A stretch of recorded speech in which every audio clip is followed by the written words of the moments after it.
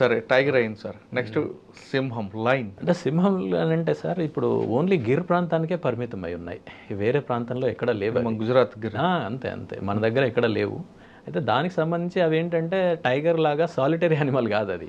అది గుంపులో ఉంటాయి. అవి గుంపులో ఉంటాయి. అది దానికి హెడ్ ఒక ఫీమేల్, అది మేల్ హెడ్గా ఉంటుంది. మేల్ అంటే పెద్ద జూలు అవన్నీ ఉంటాయి కదా, అలా ఉన్నటువంటి లయన్ దానికి హెడ్గా ఉంటుంది. హెడ్ యొక్క పాత్ర ఏంటంటే మొత్తాన్ని అక్కడ ఉన్నటువంటి గుంపుని, అంటే ప్రైడ్ అంటారు దాన్ని, ప్రైడ్. మీరు ఇంగ్లీష్లో రకరకాల పేర్లు ఉంటాయి, మనం అన్నిటికీ గుంపు అని మనం తెలుగులో చెప్తాం కానీ దానికి ఒక పేరు ప్రైడ్ అంటారు. ఆ ప్రైడ్ యొక్క ప్రొటెక్షన్ దాని బాధ్యత, అది సింహం యొక్క బాధ్యత అనమాట. అయితే ఏంటంటే అది హంటింగ్ చేయదు. చేయదు ఏంటంటే హంటింగ్ చేసేది అక్కడ ఉన్నటువంటి ఫీమేల్ చేస్తుంది. ఫీమేల్ ఆడసింహం. ఆడసింహం చేస్తుంది. చేసిన తర్వాత మళ్ళీ తినేది మేలే. సో ఎందుకంటే protection is prioritised in that pride, అట్లా అనమాట. అంటే ప్రొటెక్షన్ ఇంపార్టెంట్. ప్రొటెక్షన్ లేదనుకోండి ఇక మిగతాదంతా అనవసరం. అంటే మిగతా సింహాలన్నిటికీ కూడా ఈమె ఈ మగసింహం కాపాడుతుంది. మగసింహం యొక్క బాధ్యత అది. అట్లా దాంట్లో ఇక మళ్ళీ ఎలాగని గుర్తుపడతాం అంటే ఆడసింహానికి మగసింహానికి? అంటే ఈ జూలు ఉంటుంది కదా, దీని యొక్క జూలు, దాన్ని బట్టి ఆడసింహానికి జూ ఉండదు, మగసింహానికి ఉంటుంది. అలాగే దాంట్లో అన్ని రకరకాల దానికి స్థాయిలు ఉంటాయి అన్నమాట. చిన్న పిల్లల దగ్గర నుంచి కొంచెం పెద్దవి, ఆ తర్వాత ఇంకా పెద్దవి. అలాగే దీనికి పెద్ద సింహం ఉంది కదా, దాని యొక్క కజిన్స్ కూడా ఉంటాయి దాంట్లో. ఇప్పుడు ఇది కొంతకాలం తర్వాత ఇది వృద్ధుడు అయిపోయిన తర్వాత ఇది పోయి మళ్ళీ అవి వచ్చేస్తాయి, దాని స్థానాన్ని ఇవి ఆక్రమిస్తాయి. ఇప్పుడు మీరు కోతుల్లో కూడా చూస్తుంటాను చూడండి, కోతుల్లో దాని తోక ఇట్లా పైకి పెట్టుకుని ఉండేటువంటి కోతు ఉంటుంది, అది ఆల్ఫా మేల్, అది దట్ ఈస్ ద హెడ్. అది హెడ్ అది అందుకనే దాన్ని చూసి మిగిలిన భయపడతాయి. దాని కూడా అంటే సోషల్ సెటప్ అదే దాంట్లో ఉన్నటువంటిది. ఇట్లా యానిమల్స్లో they are having their own setup, దాని హైరార్కీ ఉంటుంది అనమాట అదంతా కూడా. ఈ లయన్ కూడా అంతే. అయితే ఇది జస్ట్ గుజరాత్కి మాత్రమే పరిమితమై ఉన్నాయి ఇప్పుడు. అయితే మిగతా ప్రాంతాలకు కూడా దాన్ని విస్తరించాలనేటువంటిది ప్రధానంగా వినిపిస్తున్నటువంటిది. కానీ అది అన్ని చోట్ల అన్ని మిగతా ప్రాంతాలకు విస్తరణ జరగట్లేదు. జరిగితే మంచిది అనమాట. ఎందుకంటే అక్కడక్కడ ఇందాక నేను చెప్పిన ఇన్బ్రీడింగ్ జరిగి అక్కడే జరిగి దాని కారణంగా అవి ఏమన్నా వేరే ఇతర వ్యాధులు ఏమన్నా వస్తే అప్పుడు ఏమైందంటే వల్నరబిలిటీ ఎక్కువ అవుతుంది, అంటే తట్టుకునే శక్తి ఉండదు. దాని కారణంగా అవి దెబ్బతినే ఛాన్స్ ఉంటుంది. అలా కాకుండా మనం కొంతకాలాన్ని అక్కడ కొన్ని పాకెట్స్లో కనుక పెంచితే అక్కడ ఉన్నటువంటి శీతోష్ణ స్థితి ఇంకా ఇతర పరిస్థితులకు అలవాటు అయిన కారణంగా వాటిలో కొన్ని మార్పులు వస్తాయి సహజంగా. దాని కారణంగా ఒక దగ్గర పోయినా ఇంకో దగ్గర మిగులుతాయి. కొన్ని పాకెట్స్లో ఉంటాయి. ఎందుకంటే it is also very important animal in ecosystem. చాలా ఇంపార్టెంట్ యానిమల్ లయన్ కూడా. అంటే ఇక వేరే ప్రాంతాల్లో ఎక్కువగా ఉంది.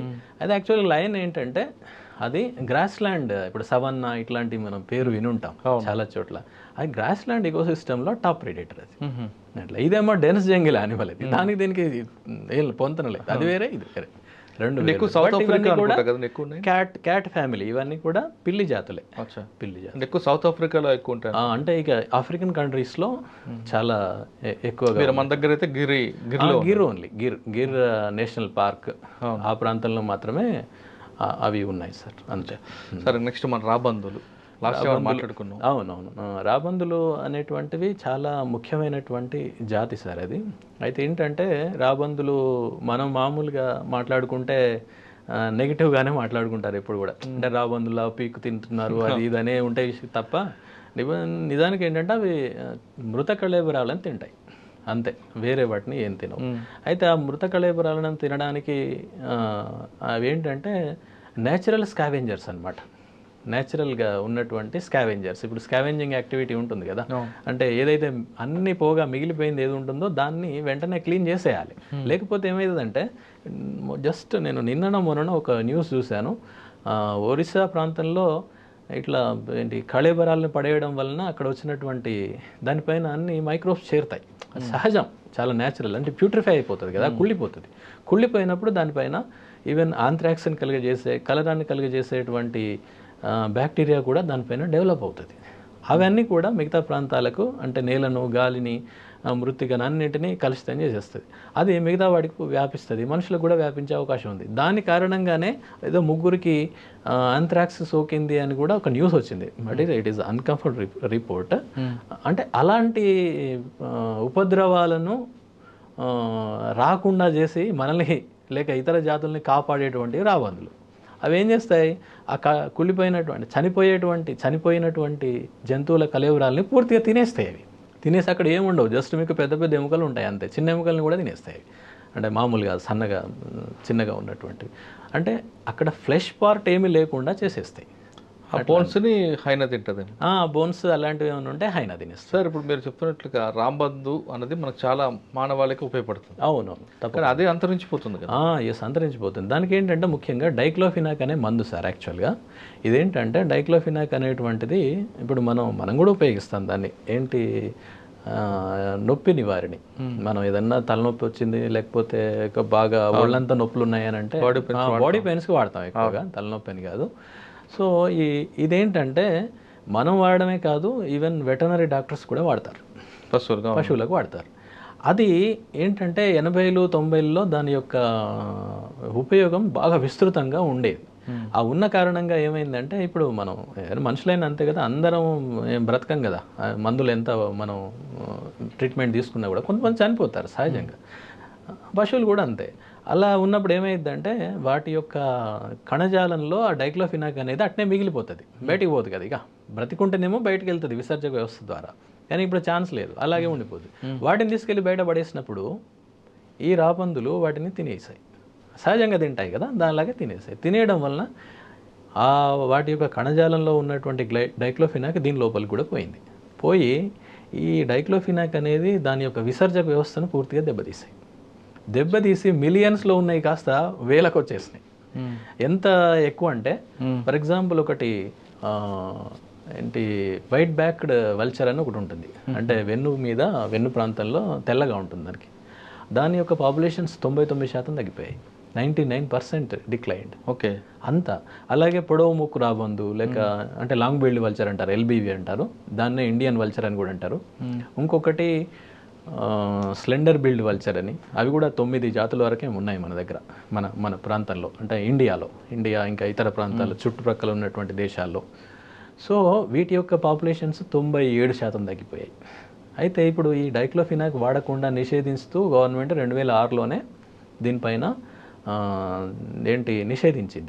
నిషేధం విధించేసింది. నిషేధించి దానికి మెలాక్సికామ్ అని ఇంకో మందును చేశారు. మెలాక్సికామ్ వాడండి డైక్లోఫినాక్ కాకుండా అని. అంటే మెలాక్సికామ్కి ఎక్కువ ధర ఉంది కాబట్టి దాన్ని వాడకుండా మళ్ళీ దీన్నే దొంగతనంగా, ఎందుకంటే మనుషులకి ఇచ్చేది ఉంది కదా, దాన్ని వాడడం ఇలా చేశారనమాట. అయితే ఇప్పుడు మరి ఎట్లా దీన్ని చేయడం అని ఎక్కువ మోతాదులో, అంటే పశువులకి ఇవ్వాలంటే ఎక్కువ ఇవ్వాలి, అంటే అట్లా ఎక్కువ మొత్తంలో దొరకకుండా కూడా రెస్ట్రిక్షన్ చేశారు 2015లో మినిస్ట్రీ ఆఫ్ హెల్త్ చేశారు. చేయడమే కాకుండా ఇంకేం చేశారంటే వీటి సంరక్షణ కేంద్రాలను ఏర్పాటు చేశారు. అవి కూడా 8-9 వరకు ఉన్నాయి. హర్యానాలో ఉంది, మధ్యప్రదేశ్లో ఉంది, వెస్ట్ బెంగాల్, పంజాబ్, ఈ ప్రాంతాలన్నింటిలో దానికి సంబంధించిన సంరక్షణ కేంద్రాలు ఉన్నాయన్నమాట. అంటే వాటిని తీసుకొచ్చి ఒక దగ్గర పెట్టి వాటి నుండి వచ్చేటువంటి గుడ్డు, ఎగ్ ఉంటుంది, ఆ ఎగ్ నుండి మళ్ళీ పిల్ల బయటకు వచ్చిన తర్వాత వాటిని మళ్ళీ పెంచి కొంతకాలానికి వాటిని మళ్ళీ వైల్డ్లో వదిలేయాలి. అది దానివల్ల మంచి ఫలితాలు వచ్చాయి. ఇప్పటి వరకు సుమారు 400 పక్షుల్ని కొత్తగా, అంటే 400 పక్షుల వరకు వచ్చాయి, అంటే ప్రత్యుత్పత్తి జరిగింది. దాని వెనుక ఎంతో కృషి ఉందన్నమాట. అదంతా కూడా ప్రభుత్వాల యొక్క సహకారం కూడా చాలా అవసరం దానికి. ఎందుకంటే భవిష్యత్తులో ఉంటాయి అవి. ఎందుకంటే ఇప్పుడు సంరక్షణ కేంద్రాలు ఏర్పాటు చేశాం కాబట్టి తప్పకుండా వాటి యొక్క సంఖ్యను పెంచడానికి కృషి అయితే జరుగుతోంది. కానీ న్యాచురల్గా ఉండేటువంటి ఇది చాలా ఇంపార్టెంట్. ఇప్పుడు ఇదంతా మనం కృత్రిమంగా చేసేటువంటిది కదా, ఎంత చేసినా కొన్ని 100 కంటే ఎక్కువ చేయలేకపోయాం మనం. కానీ జరిగిందేమో లక్షలలో నష్టం జరిగింది. దాన్ని మనం మళ్ళీ ఇంకోటి ఏంటంటే ఇది చాలా స్లో బ్రీడర్. 1 సంవత్సరానికి ఒక గుడ్డు మాత్రమే పెట్టింది. మళ్ళీ దాంట్లో కూడా 50% మోర్టాలిటీ ఉంటుంది, ఎగ్ మోర్టాలిటీ అంటుంది. అంటే 50%. ఇప్పుడు మనం కోళ్ళని కదా మనం గుడ్లకు పొదిగేస్తే అన్ని పిల్లలు రావు కదా, కొన్ని వస్తాయి కొన్ని పోతాయి. తర్వాత పిల్ల వచ్చినటువంటివి కూడా అన్ని బతకవు, మళ్ళీ అందులో మోర్టాలిటీ ఉంటుంది. అంటే గుడ్డు నుంచి అది పెరిగేంత వరకు ఆ దశలో 50% పోతాయి, 50% మాత్రమే బతుకుతాయి. ఆల్రెడీ ఒకటే వస్తుంది అంటే మళ్ళీ అందులో వచ్చేటువంటి వాటిలలో 50%మే దాని సర్వైవల్, అంటే బ్రతికేది ఉంది. కాబట్టి చాలా క్రిటికల్ అది అంత ఈజీ కాదు. దాంట్లో ఎంతో పరిశోధన, ఎంతో దానికి కృషి, ఇవన్నీ చాలా అవసరం. సార్ ఇప్పుడు ఆ రాంబందుని గుడ్డు నుంచి తీసుకొచ్చి పెంచుతున్నారు చెప్పిన వెస్ట్ బెంగాల్, మధ్యప్రదేశ్లో. అవునవును. వాటికి ఆహారం వేస్తారు?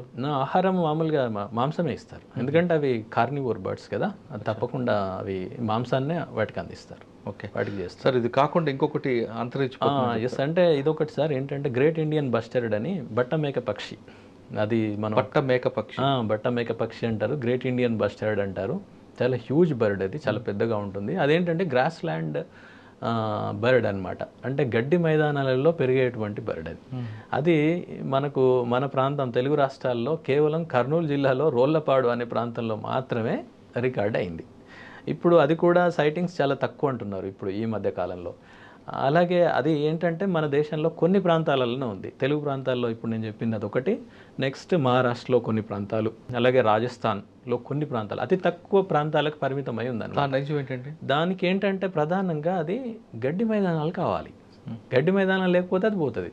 అంటే మనం అనుకుంటాం అడవి అంటే అడవిలోనే అన్నీ ఉంటాయని అనుకుంటాం, అట్లా కాదు. అడవి బయట ఉన్నటువంటి మామూలు ప్రాంతాలు, అంటే మామూలు అడవి ఉన్నటువంటి ప్రాంతాలు, మామూలు చెట్లు ఉన్నటువంటి ప్రాంతాలు, లేక చిన్న చిన్న మొక్కలు ఉన్నటువంటి ప్రాంతాలు, గడ్డి ఉన్నటువంటి ప్రాంతాలు, వీటన్నింటిలో ప్రత్యేకమైనటువంటి జీవ వైవిధ్యం ఉంటుంది అనమాట. అంటే అడవిలోనే ఉంటుందని అనుకోవడం తప్పు. అడవిలో ఉంటుంది, రైటే, అడవిలో ఎక్కువగా ఉంటుంది, అది వాస్తవమే, కానీ బయట కూడా ఉంటుంది. ఇప్పుడు ఈ గ్రేట్ ఇండియన్ బస్టర్డ్ అనేది బయట ఉంటుంది. అంటే బయట మీన్స్ పెద్ద మహావృక్షాలు ఉండేటువంటి ప్రాంతంలో అది ఉండదు, గడ్డి మైదానాలలో ఉంటుంది. దానివల్ల మనుషులకి ఏంటి లాభం? ఏంటంటే లాభం అంటే సార్ అదేంటంటే, అది ఇప్పుడు నేను ఇందాక చెప్పినట్టుగా రాబందు చేసేటువంటి పని ఒక ఆవరణ వ్యవస్థలో ఒక స్కావెంజర్, న్యాచురల్ స్కావెంజర్గా అది చేస్తుంది. అది లేదనుకోండి పోతుంది. అలాగే ఇదేం చేస్తుంది, కొన్ని పెస్ట్స్ని, కొన్ని రకాల ఎన్నో రకాల మనకు తెగుళ్ళు ఇంకా ఎట్సెట్రా ఇలాంటివి ఉన్నాయి కదా, వాటిని కంట్రోల్ చేస్తుంది అది. రైట్, ఉంటుంది తప్పకుండా. ప్రతి జీవికి ఏవో కొన్ని ఉంటాయి, కొన్ని మనకు తెలుస్తాయి, కొన్ని మనకు తెలవు, అంతే. కాబట్టి వాటిని మనం సంరక్షించాలి. ఎందుకంటే డైరెక్ట్గానో లేక ఇండైరెక్ట్గానో అన్ని జాతులు లింక్ అయి ఉంటాయి దానికి, మనం కూడా లింక్ అయి ఉంటాం. కాబట్టి అన్నింటినీ మనం చూడాల్సిన బాధ్యత.